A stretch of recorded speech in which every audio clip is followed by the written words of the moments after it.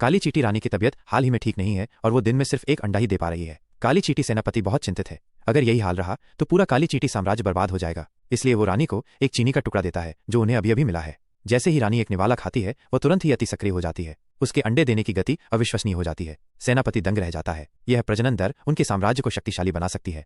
एक लाल चींटी जासूस ये सब देख लेता है और रिपोर्ट करने के लिए वापस दौड़ता है।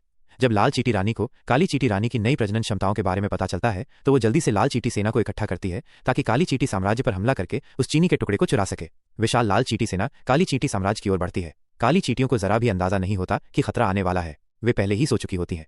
अगली सुबह तेज गड़गड़ाहट की आवाजें काली चींटियों को जगा देती हैं। वे झांक कर देखते हैं कि अनगिनत लाल चींटियां उनकी ओर दौड़ रही हैं और तेजी से उनके राज्य को घेर रही हैं। लाल चींटियां हर तरह के घेराबंदी के हथियार लेकर आई हैं और काली चींटियों का पूरी तरह से सफाया करने के लिए दृढ़ हैं। लाल चींटियों के सेनापति के आदेश पर हमला शुरू होता है। काली चींटियों के महल पर गुलेल से बड़े बड़े पत्थर फेंके जाते हैं, लेकिन ये हमले भेदने के लिए काफी नहीं है। फिर लाल चींटियां टूथपिक दागना शुरू कर देती हैं। अनगिनत टूथपिक हवा में उड़कर महल की ओर उड़ती हैं। काली चींटियों के सैनिक भारी नुकसान उठाते हैं। ये देखकर काली चींटियों का सेनापति जवाबी हमले का आदेश देता है। काली चींटियां रुई के फाहों से भरा एक डिब्बा निकालती हैं और उन्हें दीवार पर फेंक देती हैं। रुई के फाहे पत्थरों की तरह लुढ़कते हुए लाल चींटियों की सेना से टकराते हैं, लेकिन वे ज्यादा नुकसान नहीं पहुंचाते। इसके बाद काली चींटियां अपना गुप्त हथियार फिजिंग गोलियां निकालती हैं। ये चीजें न सिर्फ ढेर सारी लाल चींटियों को कुचल देती हैं, बल्कि लाल सेना को दूर रखने के लिए एक खाई भी बना देती हैं। लाल चींटियां लोहे का गोला दागकर जवाबी हमला करती हैं। ये गोला सीधे महल में घुस जाता है और गिरती हुई गेंद उनके अपने ही सैनिकों के एक समूह को कुचल देती है। ऐसे ही कुछ और गोलियां और महल जरूर गिर जाएगा। इसलिए काली चींटियों के सेनापति ने रानी से उनके गुप्त हथियार का इस्तेमाल करने की अनुमति मांगी।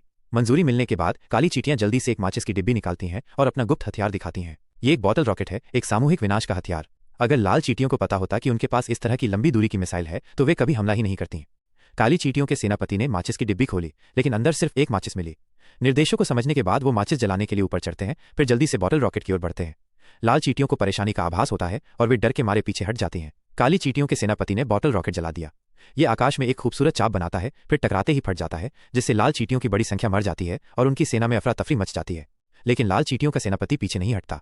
इसके बजाय वो उन्हें महल के द्वारों से टकराने के लिए एक पाइन कोन लाने का आदेश देता है।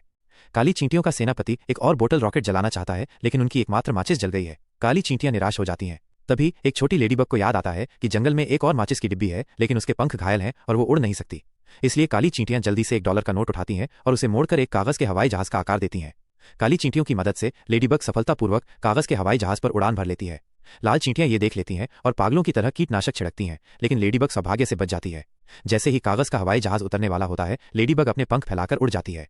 काली चींटियां लेडीबग को दूर कहीं गायब होते हुए देखती हैं, उम्मीद करती हैं कि वो जल्दी वापस आ जाएगी, क्योंकि काली चींटियों के साम्राज्य का अस्तित्व इसी मिशन पर निर्भर करता है।